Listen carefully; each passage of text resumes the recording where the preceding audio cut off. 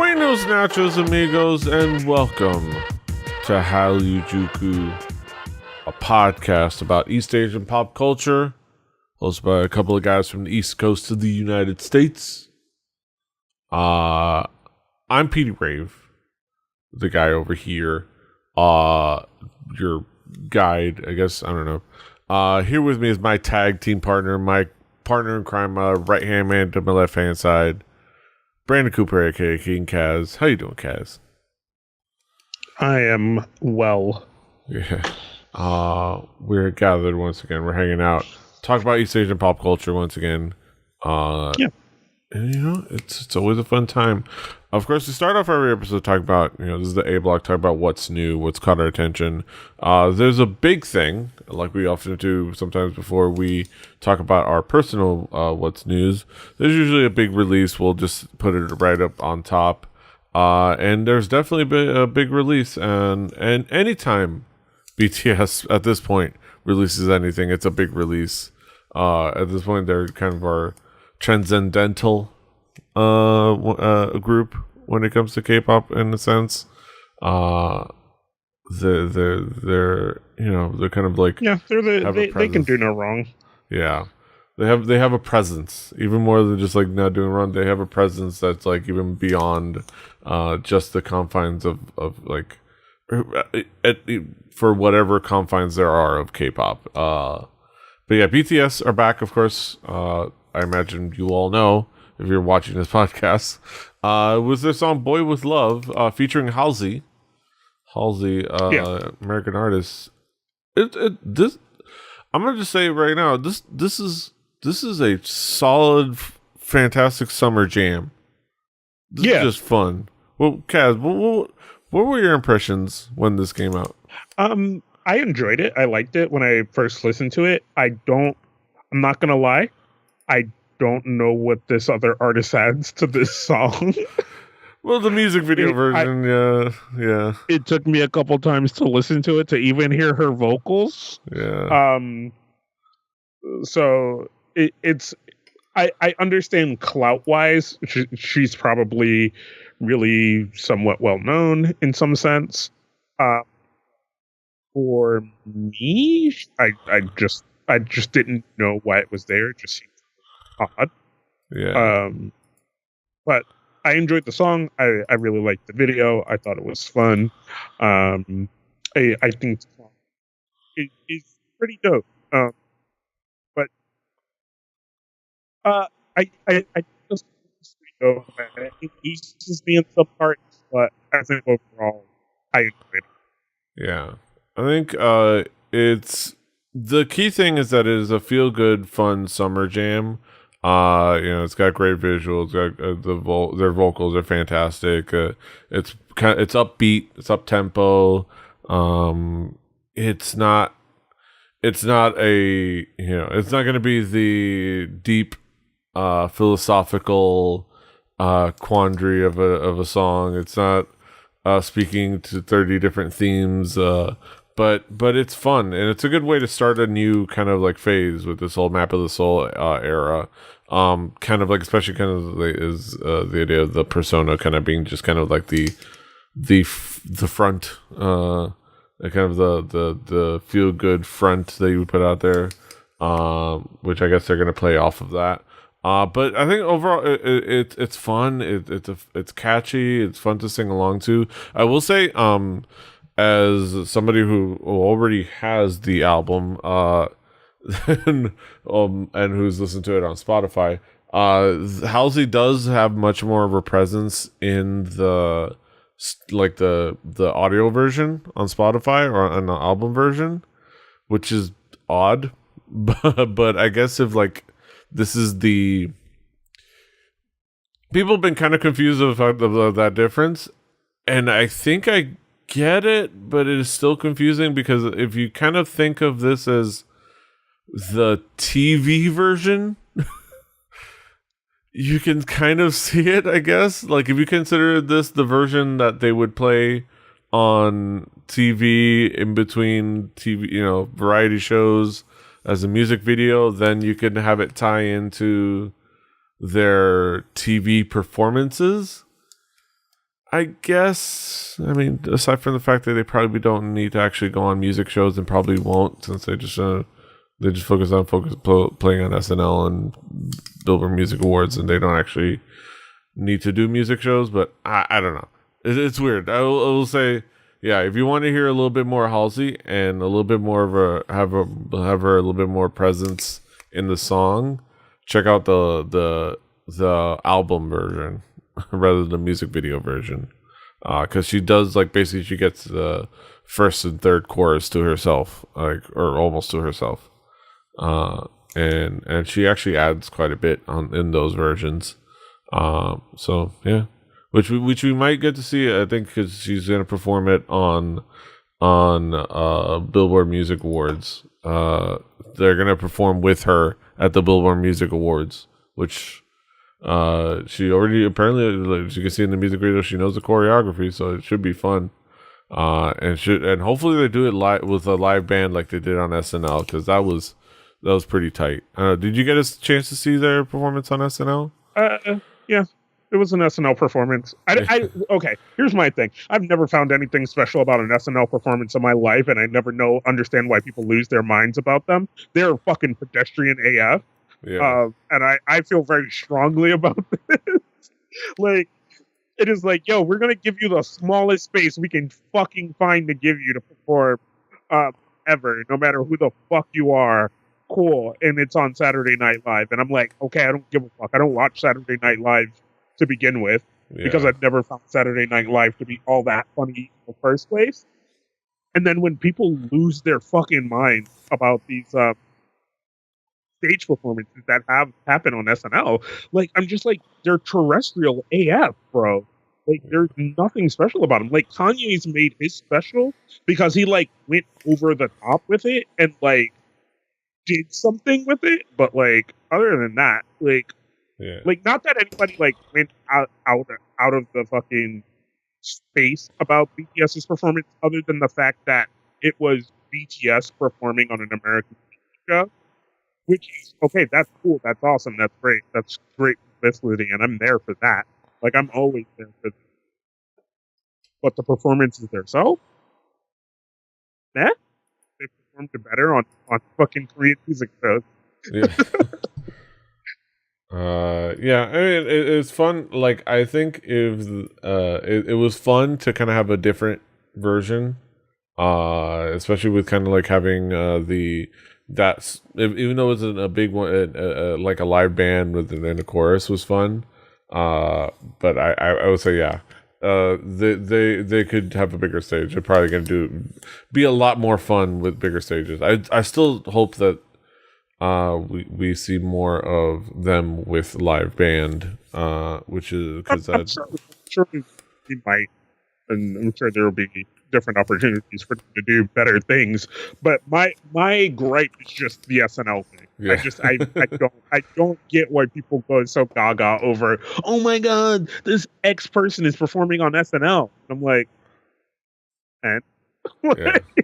I think the main excitement is it means something for to be getting invited, and it means something for BTS, but the actual performance itself, yeah, it's nothing special. But the fact that they got invited to kind of be on a major TV show like SNL, it's like the other cool. one I remember was like people losing their shit when Justin Timberlake performed on SNL. And I'm like, the best thing that came out of Justin Timberlake on SNL was the skits that he did, because they were actually funny. Because they mostly were done with, like, the Lonely Island dudes. But I was like, him performing on there was, Yeah. Yeah. So far, so good for the new, the beginning of the new era. There's, like, cool stuff, like the fact that they inspired people to kind of, like, do the Persona challenge, which is cool. Kind of like people celebrating their own glow up. Which is nice. Yeah. So it's kind of like a continuation of like of BTS's like general self-love campaign, which is really, really cool. And it's always kind of cool to see how much just The BTS is pretty rad as just as a group, and as what message they threw out there. Like you can say what you want. Like I'm not gonna say I love every piece of music that BTS puts out, or that they don't have their up and downs, but beyond it's that, it's about the music. Yeah, it's sometimes about the culture you create around it, right? Yeah. So like the music is a thing, right? It's the tangible thing, but it's then it's then the gravitational pull you create around it, right? Like yeah.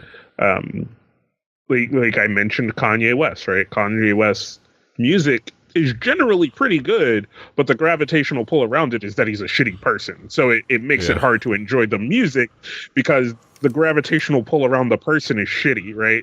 And it's like that's usually everyone's take is like, fuck, but his music is so good though.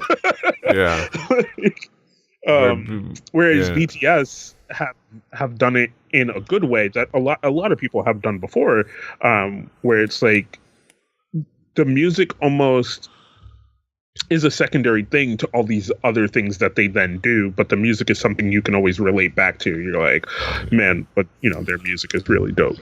Yeah, like oh yeah, like they're really good people. They put out really good vibes, and they kind of create love for their fans. Also, their music is dope. like I know this isn't really a place for us to talk about this, but the thing of the rapper Nipsey Hussle who just died, right? Like for me, his music was kind of meh. Like it was kind of just whatever gangster rap, but the persona around him, who he was as a person, was really awesome. Like a lot of the shit that he did as a human was really awesome. Yeah. Like Nipsey was for the culture. Like yeah. And he went out, not to get into tangent, but he went out like literally trying to make a better life for one of his people that was trying to get back into real life from getting out of jail. So it's like, yeah. So when you put that kind of positivity out in the world, usually the positivity comes back. Yeah, doesn't know will work out, unfortunately for Nipsey, but the love that people show in the wake of his death shows that. And then of course, like with BTS, like the army. But I hope that BTS and people like Nipsey and Justin Timberlake, like I hope that becomes more of the thing to like take this thing and then really, really do something with it. You know what I mean? Like those people have really shown what like having that spotlight means to me. Yeah. Like we're and I think they're all good examples of that. And especially BTS. I think BTS is an amazing example of like they could just take the fame and keep ramping it up and keep like finding ways to sell people more and more shit and more and more shit and more and more shit. And I think they should. But they're also taking these opportunities, whether by the genius of somebody in their team or in themselves, to be like, yo, we have this platform. Let's use it for good. So let's do good. It only makes you love them more. So what can you do? This is why everybody loves BTS. But yeah. Beyond BTS, now we're moving beyond BTS. Yeah, we're talking about more stuff. So, Army, if you want to, we would love to have you come along with the rest of the journey of this episode. If we don't blame you if you dip out, but we would love to have you stick with us for the rest of the episode. But let's talk about some more of what's new. Kaz.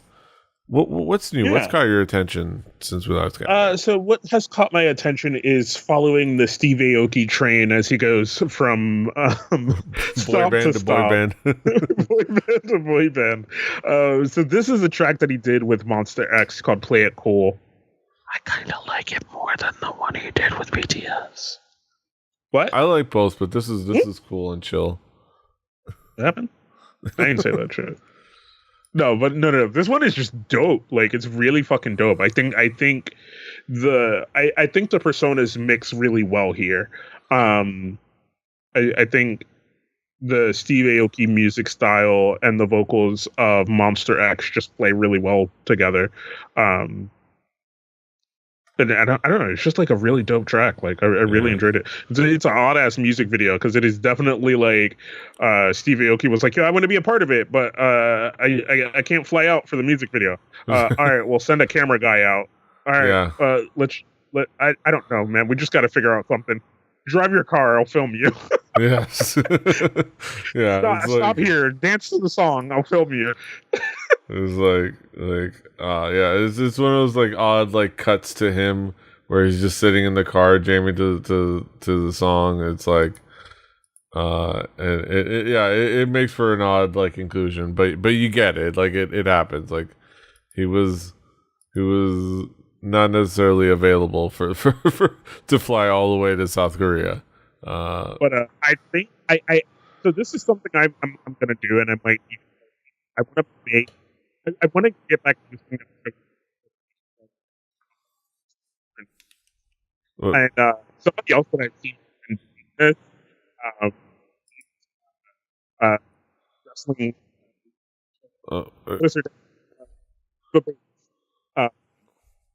Well, could you repeat that? Because I think you're ducking for some good. I said Wrestling Leva has been doing this. She's been like sharing out Twitter. Yeah. Like workout playlist. She's been sharing different playlists. K-pop themes. And I just K-pop that workout. K-pop. Yeah. She's been doing kind of like her workout playlist of the day where she's been like getting her through through routine, and it'll be either K-pop or something like spawned from K-pop. Leva Bates is fantastic. I need to go see her at a show to kind of like just bond over our K-pop love. But this is definitely like a song you could just work out to. Like it's such a it has such a fast tempo and it stays there. It's so good. Oh, Monsta X TV. Yeah, it's pretty fantastic. It works well. It's really fun to listen to. I just talk about the song all day, but I won't, and I'll move on to this one. Yes. But I do talk about this so much. Yeah. But moving on to the other song. Blackpink, Feel This Love. I'm still not sure where the song falls for me. I like it, but I don't think it's my favorite Blackpink song. I don't think it's my favorite. But I think it has some good bits. Yeah, I think I don't know. I like the biggest thing. I think there's a lot lacking in the song. I don't know if it necessarily the good parts overcome the parts that are lacking. I think it starts well. It has a good attitude at the beginning. Even though kind of like there's the little parts I'm not a fan of. But I like the attitude works well and it starts well. But I don't know. It's like the biggest thing is once you hit that drop, it's just hollow. Right, Rumpapa. Yeah. You're like, yeah, like where's the song? like you find yourself wondering where the song went. Like the all it is that just that horn and like or whatever it is and like barely a drum beat and like there's no melody, and it just loses me. And like they try to save it and and I could definitely see kind of having fun with this with like Jenny and Lisa's like co-rap in the middle there. Because it's kind of like silly and fun, and kind of like they play off of a swaggery style off of that. But it's just not great or good. Like I'm not a fan. Like it just loses me in so many ways that it just like, and it almost feels unfinished. If it was just rushed through, like I can't help but I don't know, like if it wasn't for the fact that this was done maybe in anticipation of their like going to Coachella because they need a couple extra tracks for Coachella, because they didn't have a full festival performance set list without it. But I can't help but like want to call this title "Let's Kill This News Cycle." Like, let's kill this news cycle because fuck, YG's in the shitter right now, and we need to like distract people. Like this, and YG suddenly talking about Lee High existing and promising comebacks for her. Like YG is fucked, and he wants you to like not realize he's fucked. I don't know, and they just like maybe brush this song out to kind of like maybe distract. Like look over here, pretty shiny things. I don't know. I don't hold with it. I don't know, but I yeah. It goes back to like I want to love Blackpink. I want to love everything about them, but like they don't consistently give them great songs, or they consistently remind me that they're the replacement puppy, and like that they're the replacement puppy that Papa YG bought us to distract us from the fact that he ran over our other puppy with a bus, and that he's keeping the remains of that puppy in the basement somewhere, like this doesn't take away from that. I don't know. No, like you went with a far strong analogy, but I get what you're saying. Like, yeah, it's definitely a thing where you're just like it just feels rough because you're just like it's just weird because it's no matter what, it just constantly and maybe it's just me, maybe it is just me, maybe it's us, maybe it's us, but I feel like it isn't, and it's just one of those things where I look at it and I just feel like it reminds me of 21. Like no matter what I do, no matter how I look at it, no matter what, it just reminds me of 21. Yeah. So and it's hard. It's hard. Yeah. Like it is. Yeah, I don't know. It just, I don't know. My videos be weird for those of you watching the video version of this. It does this in Skype sometimes. It's nothing but my internet and Skype not getting along, so we're gonna fix it. And while we're doing it, we're gonna move on to songs. Yeah, I'm moving on to my songs, and it's gonna be so I have a couple songs, and a couple girl group songs. I kind of like, it's kind of become my thing now. I talk about the girl groups, but a couple of girl group songs that I kind of found cool and interesting. I'll start with the new track from Eyes One, of course the group that spawned, as we all know, from Produce 48. What being the collaboration between Produce and the 48erverse, and in like almost like kind of like a contrast, this one is a lot more. This one's really cool.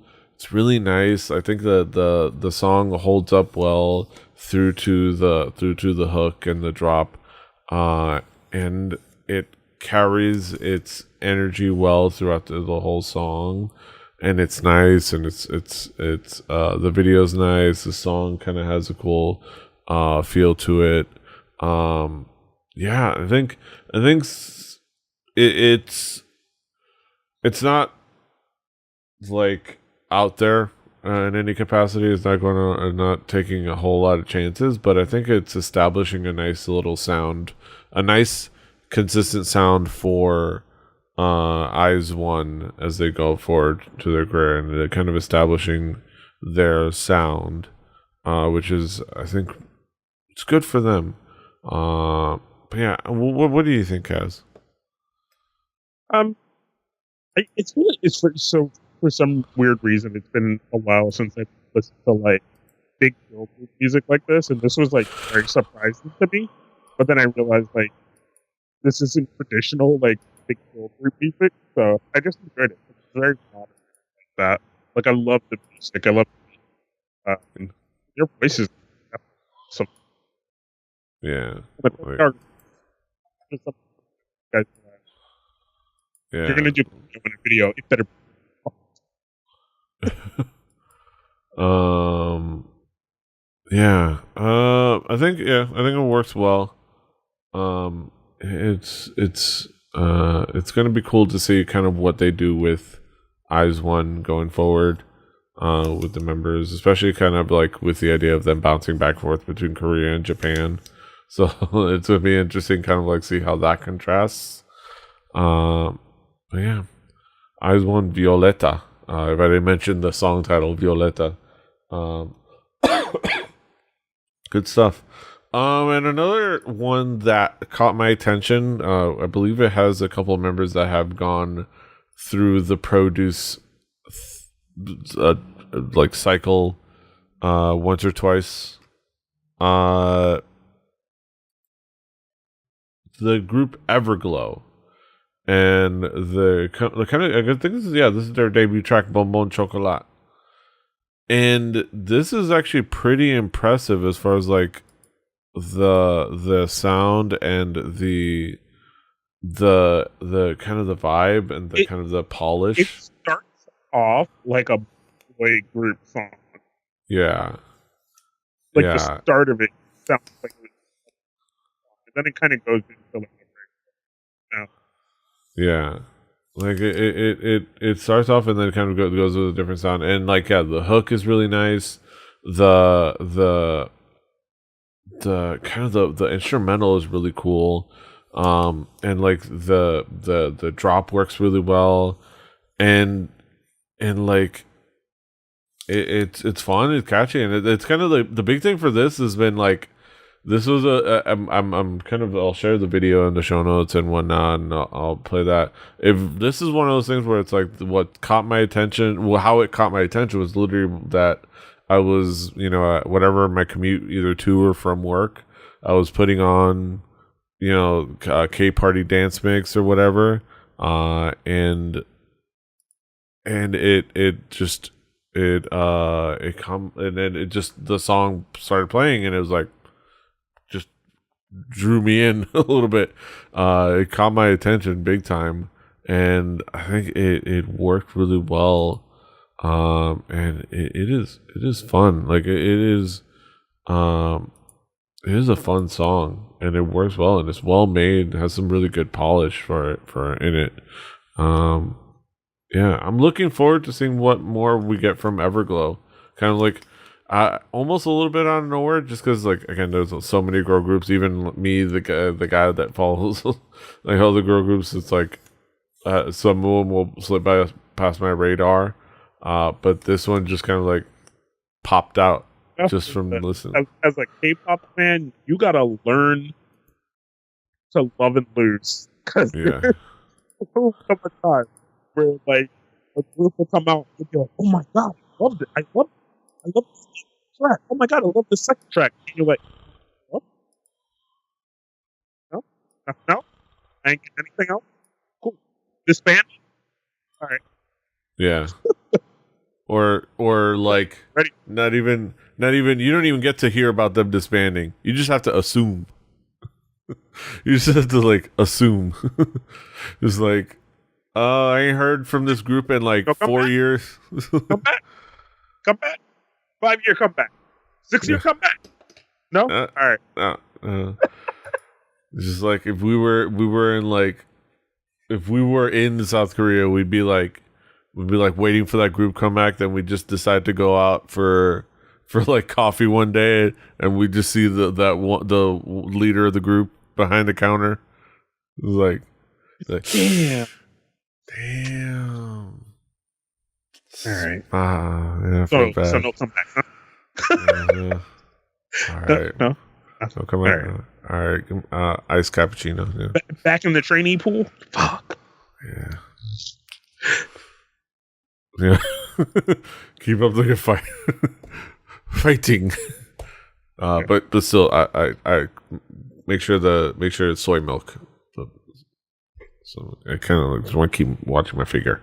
I do almond, but yes, that's beside the point. Yeah, almond works. I should try that. I probably just do skim. I just do skim regular milk. All right, if we're gonna have this conversation, right? The thing about almond milk is if you're getting a hot drink, it works better than soy because coconut does not taste good hot. Soy makes it weird when you heat up soy milk. Almond milk is the good one for like a warm latte. Soy is good for like a cold latte. Boom. Yeah. There you go. That's my 2 cents for you. Take it and use it. Yes. And then maybe with a little bonbon chocolate. A little chocolate. All right. With that tip, we conclude our what's new. Now we get over to our headline segment. So join us on the flip side.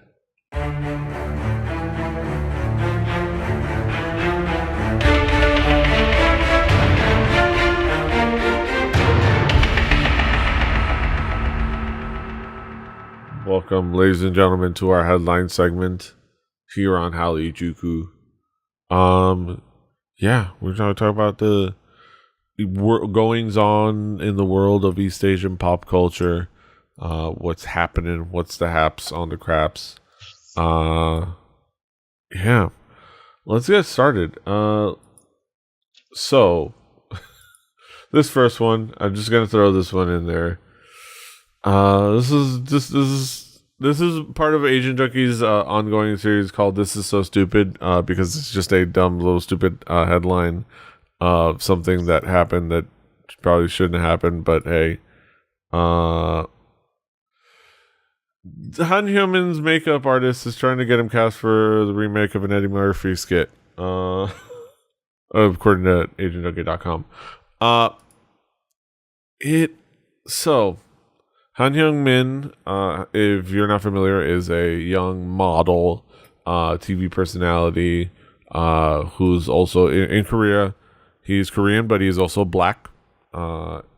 His father, I believe, is a soldier. I believe part of his backstory is I don't think he knows who his dad is, but like, you know, it was like a soldier stationed in Korea, like you've often heard, you know, here and there.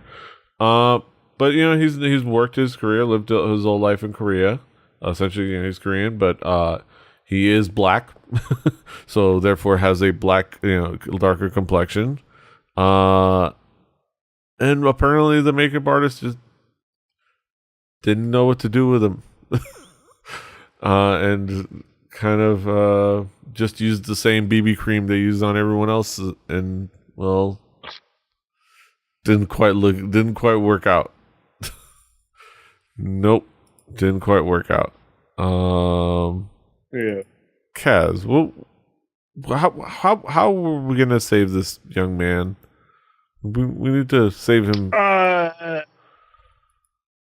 am. So here's the thing, right? Most likely it's and I see some of the people in the comments like, you know, how do you become a makeup artist and you can't do this, blah blah blah blah blah.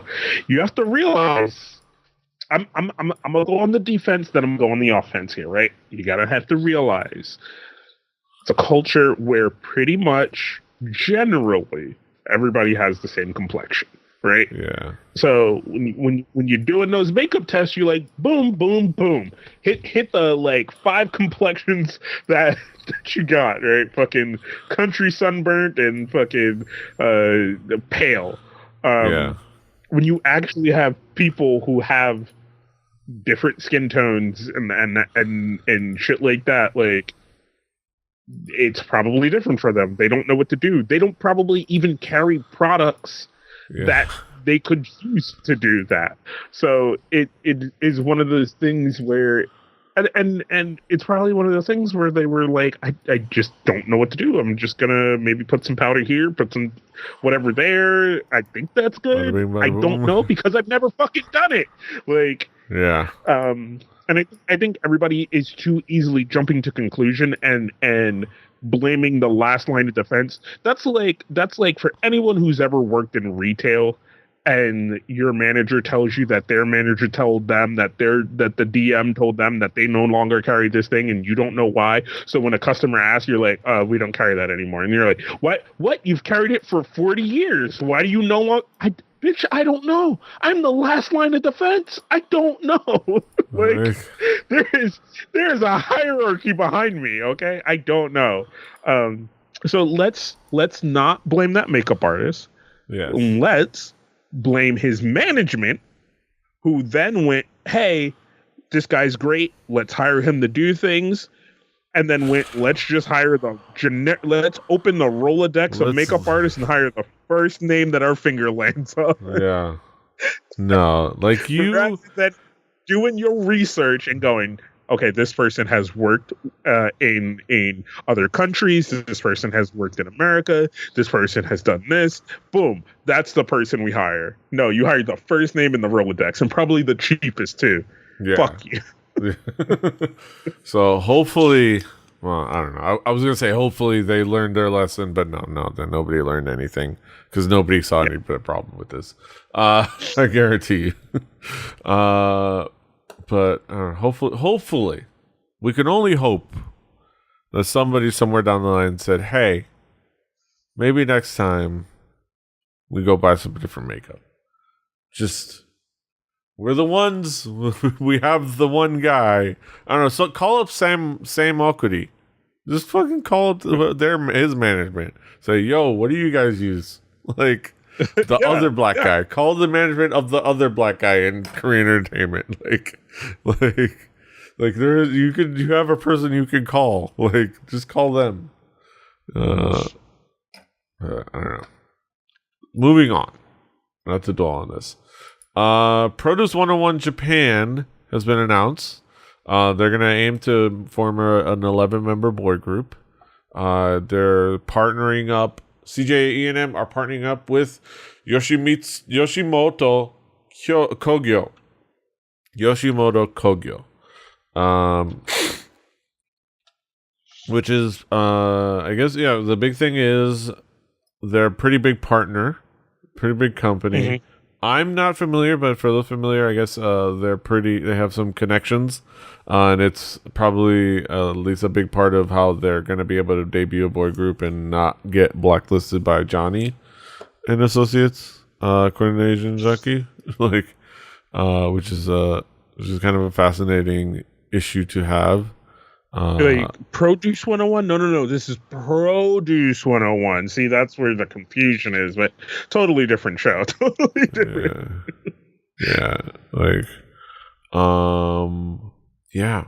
I don't know. What so we kind of have an idea of the kind of the funny thing that the article points out is that if you Google Yoshimoto Kogyo, the first autocomplete is Yakuza.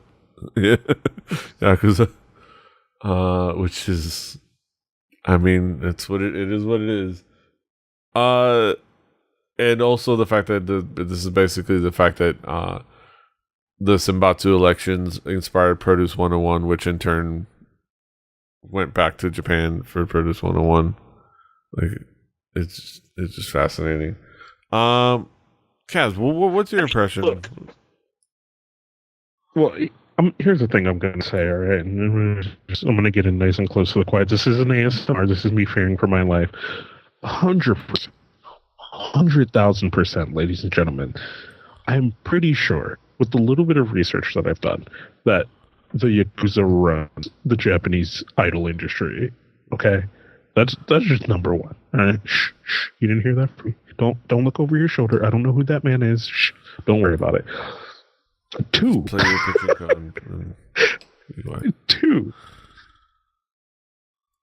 At this point, with the amount of money that the Korean music industry and everything else is worth, and all these other things that they have been doing that is shown, to produce money, do you not think these motherfuckers are going to put their hands in on this shit? Of course they will. Yeah. But yeah, that's fascinating. But the main thing is that it's gonna maybe give them some connections. It's fascinating. Produce 101 Japan. In all seriousness, right? Like, if we stick to what the mythos is that everyone believes, not just me, that the Japanese music industry is or the Japanese idol industry is like 150,000% run by the Yakuza, right? They're going to do any and everything to keep that industry afloat. And Produce 101 has shown to be something that people will put money behind. You know what I mean? So, like, obviously they're gonna look to do that as best they can to produce things that make even more money. You know what I mean? They're losing so much money to the Korean music labels, like, at this point. So, between that and the 48verse, like, you got to do something. Yeah. So, yeah, it's gonna be fascinating to kind of see what they go with. Like with what the group ends up being and kind of the makeup of it. Yeah, and kind of this recursive thing. Speaking of the 48verse, and kind of like what they're going through. NGT48 to restart, which follows the group losing contracts over handling of Yamaguchi Maho assault scandal. So the handling of Yamaguchi Maho's assault scandal has continued to plague NGT48, and the plan they had to downplay things and move on doesn't appear to be working. Obviously, we could have told you that. It was recently reported that AKS executives apologized to the mayor of Niigata, where NGT48 is based. And there's a great statement. Then they go on to say that they're basically there's people canceling contracts and like they're losing radio programs and TV programs. So with all of this, they recently announced that they would essentially be scrapping everything and starting over. NGT48 has announced on their official website that their existing team system has been eliminated. The new team will now incorporate NGT48 first-year students and Kenkyusei training students. At this time, NGT48 has 2 teams and 3 with 10 members and Team G with 11 members, while both groups will perform on April 21st. Right after, a decision of the changes will be announced. So they're burning the fields and starting over. Yep. This is fascinating, kind of like especially observing from a distance. What are your impressions of like all this going down? One of the big things with the 48verse is how the 48verse always locks itself into an area within Japan, right? So AKB48 being the Akihabara 48, part of that is to get those areas and those cities behind them, right?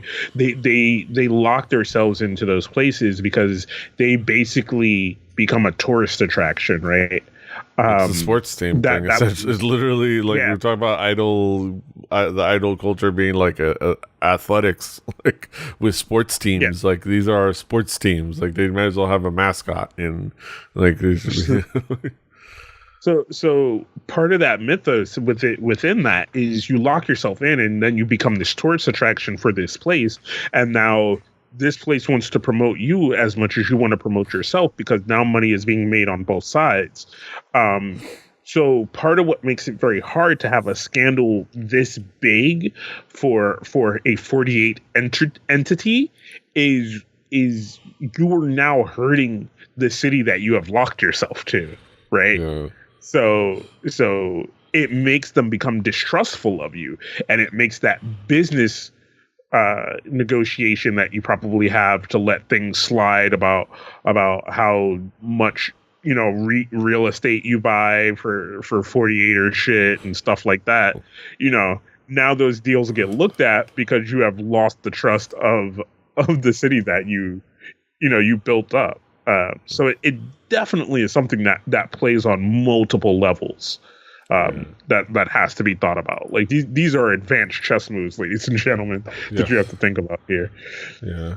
So we're gonna have to see what comes out of the Niigata 48ers going into a kind of like a rebuilding period. They're gonna have a rebuilding season or two. Probably go to the lottery. Get some draft picks. So we'll see what they do. It's fascinating because it's fascinating kind of like seeing like how it's been fascinating seeing like the steps of them trying to like, all right, which way will succeed in throwing this under the rug.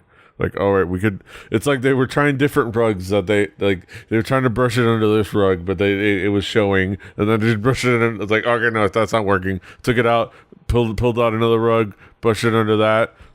No, it's still bumpy. Everybody keeps complaining and pointing at it. Let's brush it under this rug. And now they're just gonna change the rugs altogether and just and just throw everything away and start new. Like, let's throw all the rugs out the window.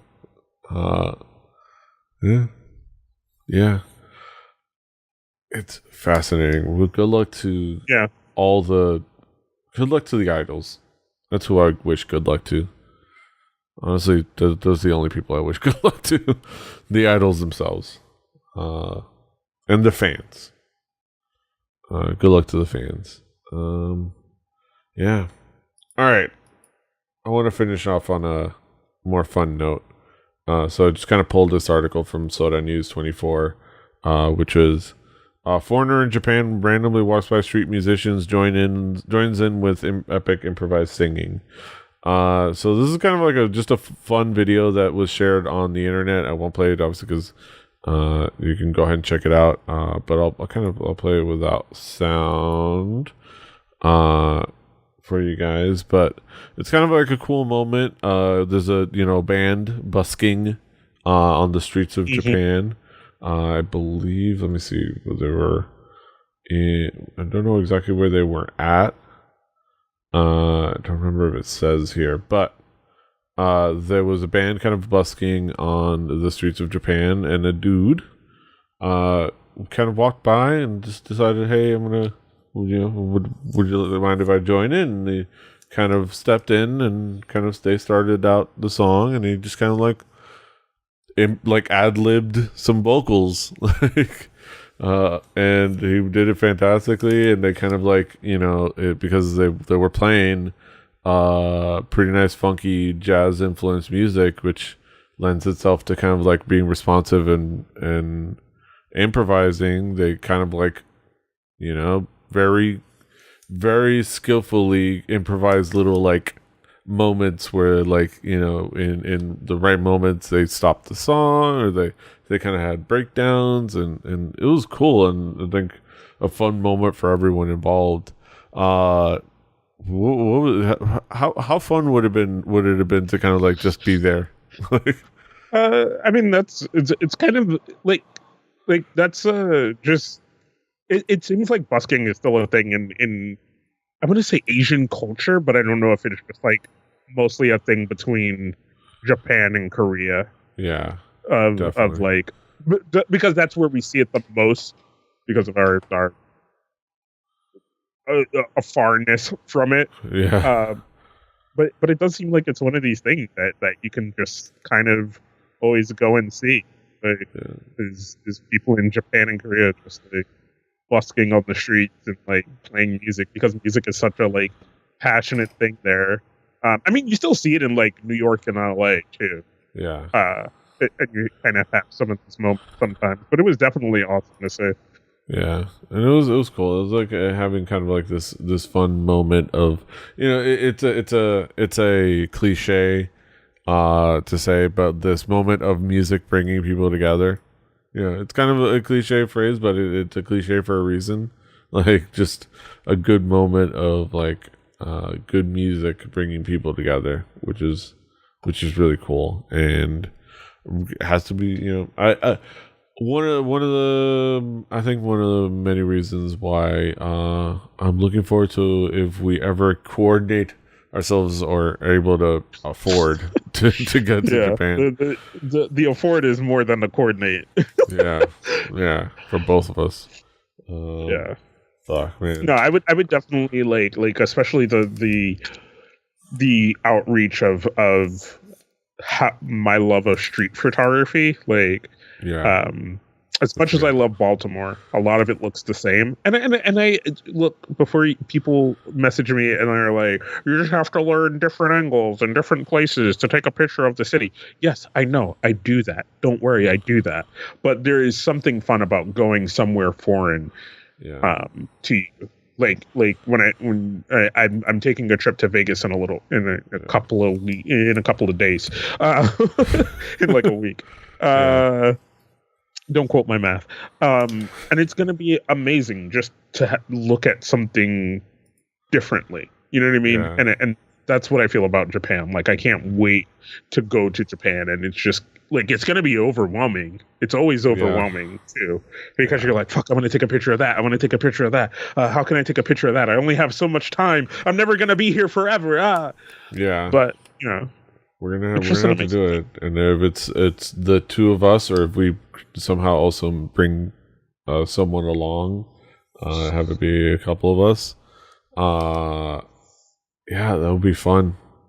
Uh, kind of like Hallyujuku invades Harajuku. Yeah, among other things. We also, like, we will have a lot of things we can daydream about when it comes to Japan, especially a lot of the places. Because, for example, speaking of 48verse, for all of the turmoil, I really do want to go to a show if it's Yeah. possible. We might, I don't know how tickets are going to be handled, but if possible, if anybody has information, and you can reach out to us. If it's possible, we should experience something like that, or at the very least, well, it'll be even easier just going to any other idol show, like, because there's theaters all over the place. From what I understand, there's a bunch of different theaters. We can check out different idol groups just to kind of be in that crowd, and like, because that's just a vibe that I definitely want to kind of like wash over me. But yeah, enough daydreaming about Japan, because we could do that forever.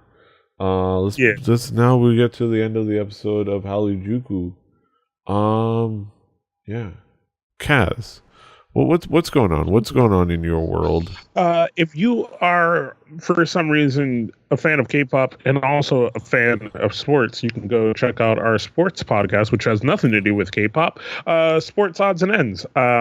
It is a show for the fly-by-night sports fans of sports who maybe not always bleeding heart follow the sport that they like to hear about, but we go and we talk about it. Like on the last episode, I'm pretty sure, or it might have been the episode before, we talked about how NASCAR is fucking up their qualifying, so much so that people literally just qualify by not qualifying.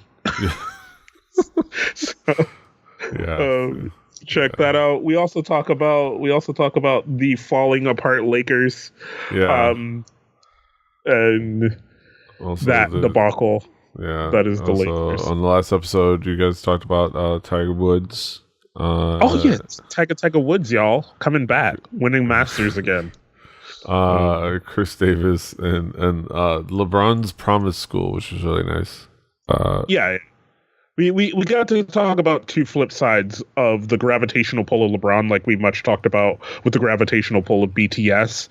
As a player, right now, LeBron's gravitational pull is bad, but as a human, he has some good gravitational pull. Yeah. So at least he's got that going for him, which is nice. Yeah. I But still- on the player side, whoo, Yeah. yikes. Fuck the Lakers. Oh, even more than they already were. All right, I will say one last thing that I love, that there was a great meme on the Heat subreddit. We're kind of spoiling it, but it was the Wolverine coveting the picture, and the picture that he was holding was a picture of him, Mickey Arison, the owner of the Heat, and Dwayne Wade, like the three of them. It's like, Yeah. it's like, yeah, your best times were here in South Beach, quote unquote. Jesus Christ, yeah. Ain't no basketball in South Beach. But that being said, if that conversation didn't bore you, go check out sportsoddsands.com. It's a fun time. But yeah, check out all the stuff at King Kaz. Start the outro already. He's at King Kaz. I'm at PD Rave. The show's at Hallyujuku. Kpoppodcast.com is the easy way to share with your friend, or Hallyujuku.com is also the main website. Yeah. Well, didn't I tell you? Don't you know? Check us out everywhere you find podcasts. Rebellion.net if you listen to the shows. Rebellion TV on YouTube. You can find us on iTunes, on Stitcher. Subscribe, like, share, give us comments, feedback. Let us know information. What you think about all the new songs we talk about. All the things. Give it to me straight, Doctor. Yeah, do all the things. Until next time, hasta los huevos. Give it to me straight, Doctor. Fighting.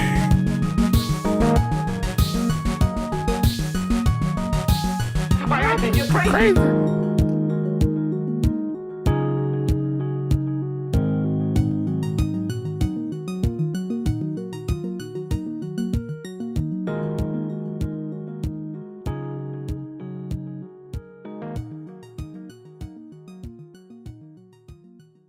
Diamond Club hopes you have enjoyed this program.